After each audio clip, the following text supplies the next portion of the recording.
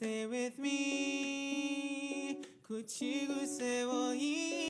Hello, my name is Gia, and in this video I will talk about how to drawing figures in fashion design.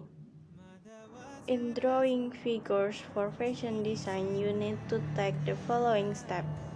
First, prepare all the tools and material such as pencil, eraser, paper, and other.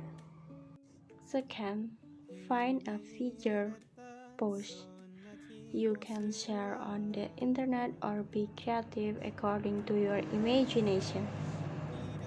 Third, let's get to work.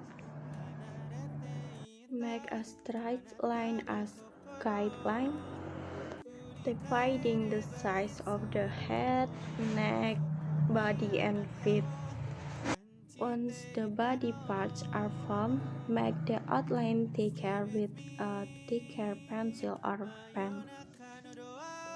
Fourth, you can add clothes to the figures that have been created. Mada wazurezu atata meteta